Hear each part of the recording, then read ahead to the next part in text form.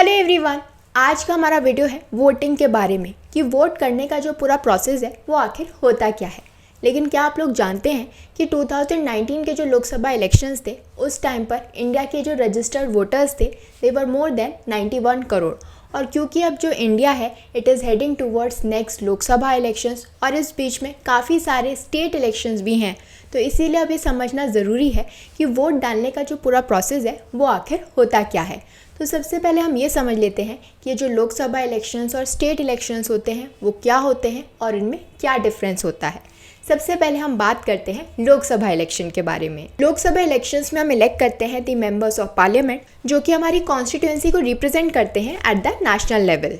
और general elections के time पर जिन रिप्रेजेंटेटिव्स को इलेक्ट किया जाता है they are elected for a tenure of 5 years to the lower house of the parliament. और ये लोकसभा इलेक्शंस ही होते हैं जो कि ये डिसाइड करते हैं कि हमारी कंट्री का प्राइम मिनिस्टर आखिर कौन होगा। तो इन इलेक्शंस की जो विनिंग पार्टीज होती हैं वो डिसाइड करती हैं कि इंडिया का प्राइम मिनिस्टर कौन बनेगा, नॉमिनेट करती हैं that who will be the prime minister of the country. Lok Sabha के अंदर सारे स्टेट्स जो होते हैं वो इक्विटेबली रिप्रेजेंटेड होते हैं और ये जो स्टेट होता है इसे कॉन्स्टिट्यूएंसीज के अंदर डिवाइड किया जाता है। ये जो डिवीजन होता है इट इज़ बेस्ड ऑन कि लोग जो हैं वो कहाँ पर रहते हैं, कितने लोग उस एरिया के अंदर रहते हैं, और हर कॉन्स्टिट्यूएंसी को रिप्रेजेंट करने के लिए एक मेंबर को इलेक्ट किया जाता है in the Lok Sabha as a member of parliament. ये जो लोकसभा है इसे हम हाउस ऑफ पीपल या फिर lower house of the parliament के नाम से भी जानते हैं। It is composed of 552 members जिसमें से जो 3 मेंबर्स होते हैं वो रिप्रेजेंट करते हैं people of India across all states and territories. और लोकसभा के इन इलेक्शंस को हम जनरल इलेक्शंस के नाम से भी जानते हैं।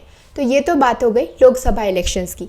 अब हम बात करते हैं स्टेट इलेक्शंस की। स्टेट इलेक्शंस के थ्रू हम इलेक्ट करते हैं members of the state legislature और ये जो इलेक्टेड मेंबर्स होते हैं ये रिप्रेजेंट करते हैं constituency at the state level. State legislature में विधान परिषद यानी अपर हाउस हो भी सकता है और नहीं भी, लेकिन स्टेट लेजिस्लेचर के अंदर विधान सभा यानी लोअर हाउस हमेशा होती है। ये जो स्टेट का लोअर हाउस होता है it is elected for a period of 5 years और अगर उस स्टेट में अपर हाउस भी है तो अपर हाउस के केस में it is elected for a period of 6 years।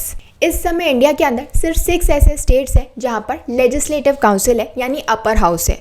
सो ये कहाँ कहाँ है? आंध्र प्रदेश, तेलंगाना, कर्नाटका, महाराष्ट्र, बिहार एंड उत्तर प्रदेश। अब ये जो स्टेट लेजिस्लेचर होता है इसके जो मेंबर्स होते हैं वो फिक्स नहीं होते हैं क्योंकि डिपेंड करता है upon the population of the state. For example Uttar Pradesh के अंदर जो स्टेट लेजिस्लेचर होगा उसके मेंबर्स काफ़ी ज़्यादा होंगे as compare to Puducherry, obviously क्योंकि उत्तर प्रदेश की पॉपुलेशन पुडुचेरी से काफ़ी ज़्यादा है। तो ये तो बात हो गई लोकसभा इलेक्शंस और स्टेट इलेक्शंस की। अब हम समझ लेते हैं कि वोट कैसे डाला जाएगा और इससे भी ज़्यादा इम्पॉर्टेंट वोट कौन डाल सकता है। इंडिया के अंदर हर इंसान जो है वो वोट नहीं डाल सकता, इसकी भी कुछ रिक्वायरमेंट्स हैं जो फुलफ़िल होनी चाहिए। सबसे पहली और इम्पॉर्टेंट रिक्वायरमेंट तो ये है कि जो भी पर्सन वोट डालने जा रहा है वो 18 years के अबव का होना चाहिए, यानी 18 या फिर 18 से ज़्यादा की उम्र के लोग ही वोट कास्ट कर सकते हैं, वोट डाल सकते हैं। और इसके लिए आपको क्या करना होगा, अपने आप को रजिस्टर करना होगा on the electoral roll of your constituency. और अपने आप को रजिस्टर कराने के लिए आपको इंश्योर करना होगा कि आप इंडियन सिटीजन हो, 18 years के अबव हो, मेंटली फिट हो और आपको कोर्ट ने कभी भी कन्विक्ट नहीं किया है फॉर कमिटिंग ब्राइबरी यानी रिश्वत देना या फिर किसी और के बिहाफ पर वोट डालना, किसी को डरा धमका के वोट डालने से रोकना या फिर लोगों को इंसाइट करना, हेट्रेड प्रमोट करना जिसकी वजह से दो लोगों के बीच में जो है वायलेंस हो, लड़ाई झगड़े हो, एंड लास्टली किसी को भी ऑब्स्ट्रक्ट करना या फिर इलेक्शन का जो प्रोसेस है या फिर डॉक्यूमेंट्स हैं उन्हें डिस्ट्रॉय करना। इसका मतलब ये है कि अगर इनमें से किसी भी क्राइम के लिए आपको कन्विक्ट नहीं किया गया है, आप 18 years के अबव हो, मेंटली फिट हो, आपने अपने आप को जो है रजिस्टर करा रखा है इलेक्टोरल रोल पे, तो उस केस में आप जो है किसी भी इलेक्शन के अंदर वोट कास्ट कर सकते हो, चाहे वो स्टेट इलेक्शन हो, लोकसभा इलेक्शन हो या फिर और कोई भी इलेक्शन हो उसके अंदर वोट डाल सकते हो। तो ये तो बात हो गई उन प्री रिक्विजिट्स की, उन रिक्वायरमेंट्स की जो कि फुलफिल करनी पड़ती हैं बिफोर कास्टिंग दी वोट। तो ये तो अब हमने समझ ली कि क्या क्या चीज़ें हमें करके रखनी पड़ेंगी अगर हम वोट करना चाहते हैं। इसके अलावा अब हम ये बात समझ लेते हैं कि जिस दिन वोटिंग होती है उस दिन हमें क्या करना होगा, वहाँ पर पहुँच के क्या क्या स्टेप्स जो हैं वो लेने पड़ते हैं। सबसे पहली चीज़ जो आपको करनी होगी before going to the polling station वो ये होगी कि आपको अपना नेम जो है वो वेरीफाई करना होगा on the electoral roll of your constituency. अब आप इसे वेरीफाई कैसे करोगे? तो इसके लिए आपको क्या करना होगा, अपना नेम सर्च करना पड़ेगा in the voter list of your state, और ये जो सर्विस है वो हमें प्रोवाइडेड है by the election commission of India. इसके बाद अगर आप इंडियन रेजिडेंट वोटर हो तो आपको अपने साथ एक वोटर आईडी कार्ड ले जाना पड़ेगा टू द पोलिंग स्टेशन, और अगर आपके पास वोटर आईडी कार्ड नहीं है तो उस केस में कोई भी और फॉर्म ऑफ आइडेंटिफिकेशन आप अपने साथ ले जा सकते हो, लेकिन वो ऐसा आइडेंटिफिकेशन फॉर्म होना चाहिए जिसपे जो एड्रेस है वो सेम होना चाहिए as mentioned in the electoral roll of your constituency. In case of NRI voter उन्हें क्या होगा, अपना पासपोर्ट भी अपने साथ लेके जाना पड़ेगा और लाइन में लगना पड़ेगा, वेट करना पड़ेगा जब तक उनकी जो टर्न है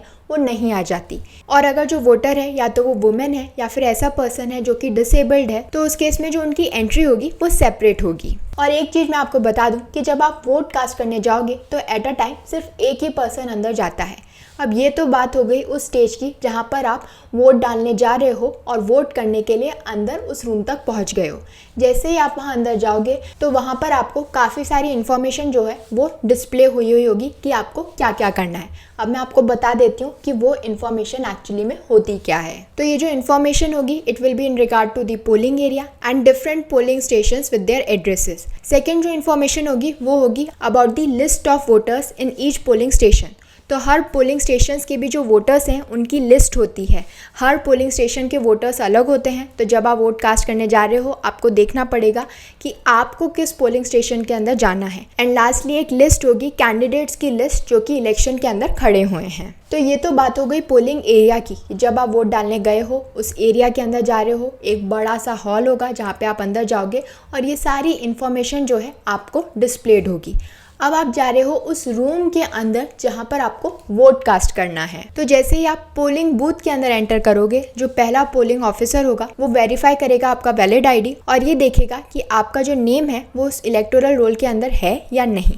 इसके बाद जो सेकंड पोलिंग ऑफिसर होगा वो आपकी जो लेफ्ट इंडेक्स फिंगर होती है उसके ऊपर इंक का मार्क जो है वो डालेगा। ये इसलिए किया जाता है ताकि जो वोटिंग ऑफिशियल्स हैं वो इस बात को अश्योर कर सकें दैट यू हैव वोटेड और कोई भी पर्सन जो है वो 2 बार या मल्टीपल टाइम्स वोट ना डाले। और अगर आप उस इंक के मार्क को लगाने से मना कर देते हो तो उस केस में जो ऑफिसर्स हैं वो आपको वोट डालने नहीं देंगे।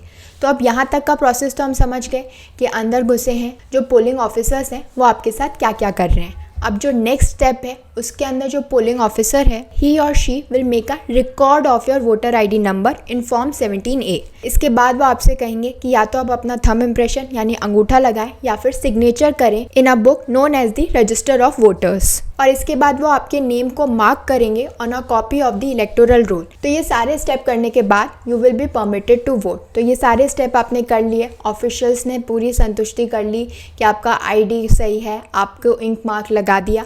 उसके बाद उन्होंने 17A के अंदर जो है आपका ले लिया, थंब इम्प्रेशन ले लिया और वापस से इंश्योर कर लिया कि आपका जो नेम है वो इलेक्टोरल रोल पे प्रेजेंट है।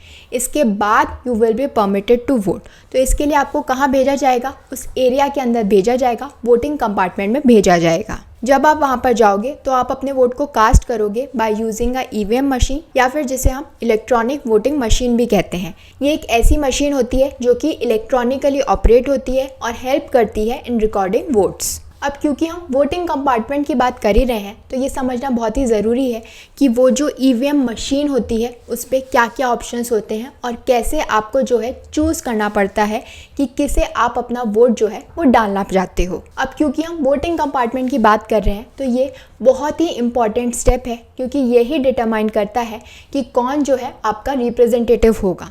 तो जब आप इस कंपार्टमेंट के अंदर जाते हो वहाँ पर बहुत सारे ऑप्शंस होते हैं, उनमें से आपको चूज़ करना होता है कि आप अपना वोट जो है वो किसे कास्ट करोगे। तो ये जो ईवीएम होती है जिसे हम इलेक्ट्रॉनिक वोटिंग मशीन कहते हैं, इसके अंदर 2 यूनिट्स होती हैं। एक होती है कंट्रोल यूनिट और एक होती है बैलेटिंग यूनिट जो कि जॉइंट होती है बाय 5 मीटर केबल। अगर हम कंट्रोल यूनिट की बात करें तो ये प्रिसाइडिंग ऑफिसर के पास या फिर पोलिंग ऑफिसर की बात होती है और दूसरा जो बैलेटिंग यूनिट होती है ये वोटिंग कंपार्टमेंट के अंदर होती है जहाँ पर आप वोट डालते हो, यानी जो हम देखते हैं जहाँ पर हम बटन प्रेस करते हैं वो बैलेटिंग यूनिट होती है। सो जब हम वोट डालने जाते हैं तो जो प्रिसाइडिंग ऑफिसर या फिर पोलिंग ऑफिसर होता है वो एक बैलेट को रिलीज करता है फॉर द वोटर, ताकि जो वोटर है वो अपना वोट कास्ट कर सके। अब जब वोटर अपना वोट कास्ट करने जाता है तो वो बैलेटिंग यूनिट को देख रहा होता है, उसके अंदर कैंडिडेट का नेम होता है, सिंबल होता है और उसी के बाजू में एक ब्लू बटन भी होता है। अब आपको क्या करना है, अगर आप लिटरेट हो तो कैंडिडेट का नेम देख सकते हो, इलिटरेट हो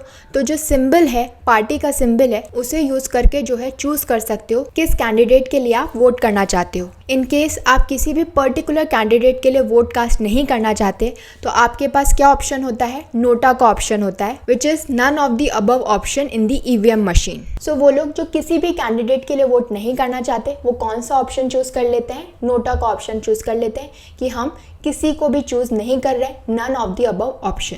अब जब आपने कोई भी ऑप्शन चूज़ किया है, चाहे कैंडिडेट को चूज़ किया है या फिर नोटा को चूज़ किया है, उसके बाद आप एक ग्रीन लाइट देखोगे ऑन द वीवीपैट मशीन जो कि बिल्कुल बाजू में होगी ईवीएम मशीन के। और ये जो ग्रीन लाइट है ये इंडिकेट करेगी कि आपने अपना वोट कास्ट कर दिया है। And you will also see a printed slip जिसके अंदर सीरियल नंबर होगा, नेम होगा और सिंबल होगा उस कैंडिडेट का। तो ये सारी इन्फॉर्मेशन जो है वो आप एक ट्रांसपेरेंट विंडो के थ्रू देख सकते हो फॉर 7 सेकेंड्स। और उसके बाद ये जो प्रिंटेड स्लिप है वो ऑटोमेटिकली कट हो जाती है and it falls into the sealed drop box of the VVPAT. So basically ये जो स्लिप है इससे कंफर्म हो जाता है कि आपने किस कैंडिडेट को वोट दिया है और जहाँ पर आपने बटन दबाया था उसी कैंडिडेट का जो वोट है वो काउंट हुआ है। So once you have voted वो फाइनल होता है, आप दोबारा से वोट कास्ट नहीं कर सकते, यानी एक बार आपने जो बटन है वो दबा दिया है वो फाइनल हो जाता है, वहाँ पे वोट कास्ट हो जाता है। भले ही आपका नाम जो है वो इलेक्टोरल रोल पे 2 बार आ गया हो गलती से या फिर 2 अलग अलग कॉन्स्टिट्यूएंसीज में आपका नाम आ गया हो, लेकिन फिर भी जो वोट है वो आप एक ही बार कास्ट कर सकते हो। और अगर इन केस आपने 2 बार कास्ट कर भी दिया है तो आपका जो वोट है वो काउंट नहीं होगा। इन शॉर्ट सिंपल टर्म्स में सिर्फ एक बार ये वोट कास्ट किया जा सकता है और वो फाइनल होता है। और जैसे ही आपने वोट कास्ट कर दिया है पूरा प्रोसेस जो है वो ख़त्म हो गया है। इसके बाद आप एग्जिट कर सकते हो उस पोलिंग स्टेशन से और आपको कुछ भी नहीं करना है। So this was all about the process of voting कि जब आप वोट डालने जाओगे, वोट कास्ट करने जाओगे तो क्या क्या स्टेप्स जो हैं वो आपको फॉलो करने होंगे। So I hope this information was helpful to all of you. Thank you for watching this video. Don't forget to follow Nyay and do join us again for more of India's Laws Explained.